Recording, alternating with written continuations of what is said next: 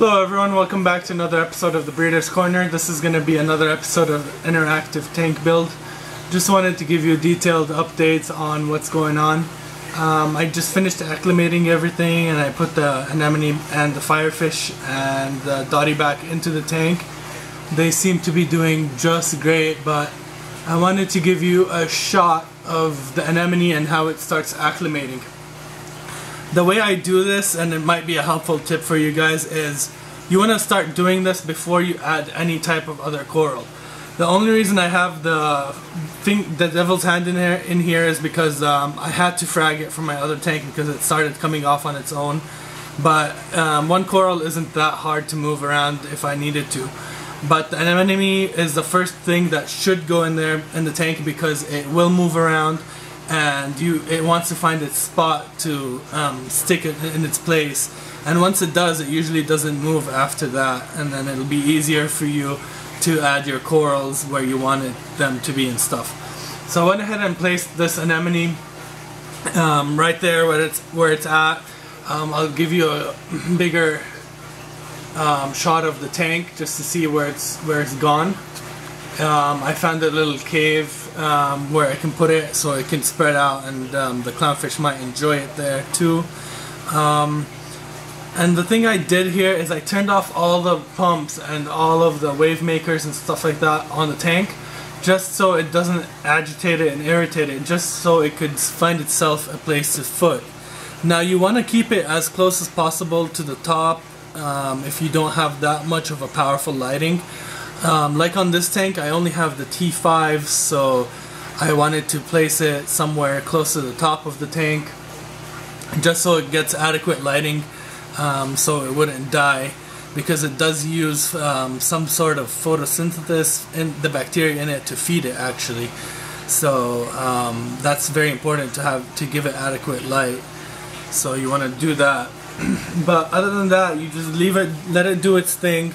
And hopefully within a couple of hours or so it will foot itself in one spot, and then the clownfish might discover it and host it, and that's what I'm hoping that will happen with the two clownfish that you see right now in the shot.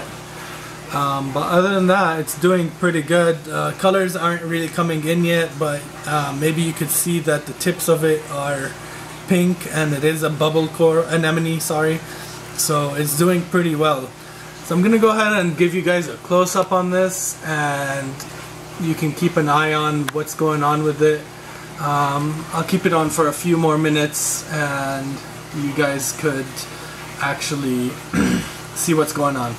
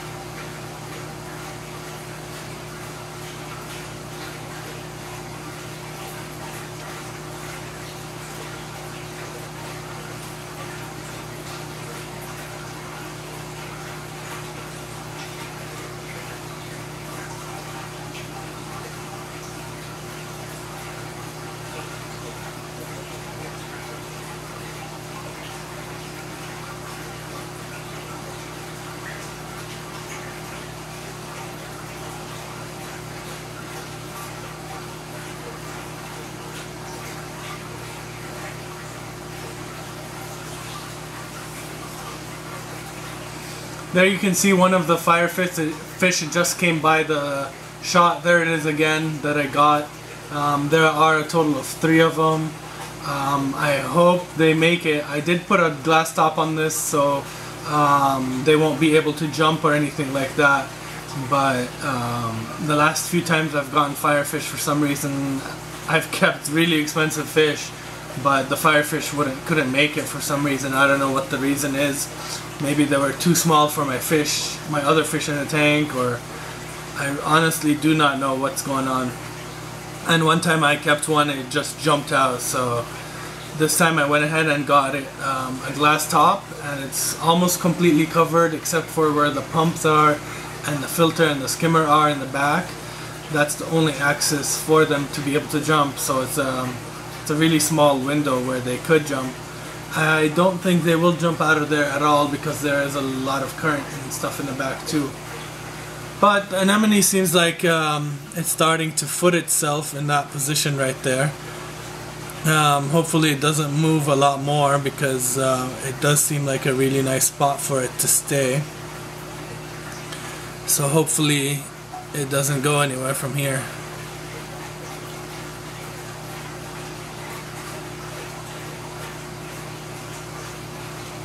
I'm just hoping that the clownfish actually see that anemone and host in it, because that'll be like a really cool thing.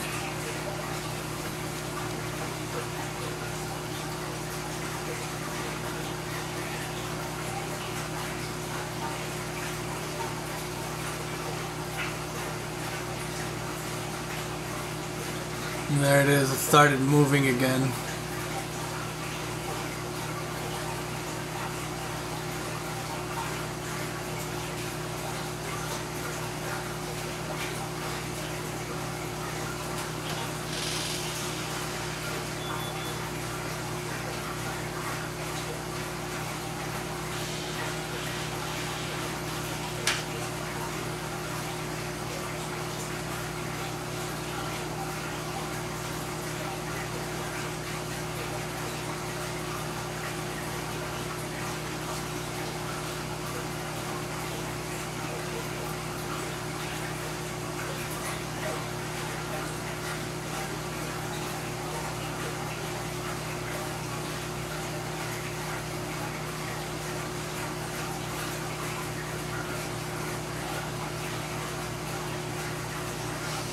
That is one thing I don't really like about the anemones, is that they move a lot and you can't really control that.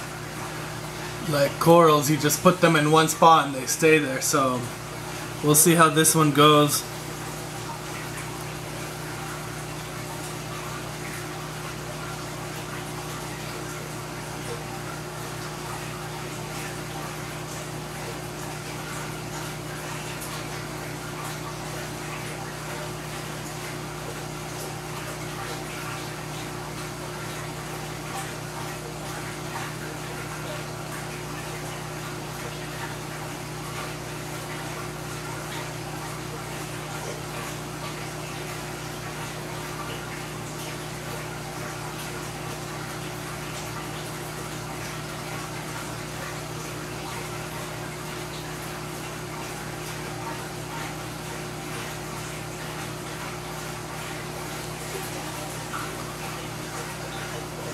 Alrighty, didn't want to make this video too long and boring, so I'm just gonna zoom back and show you guys the firefish if I can get a shot of them.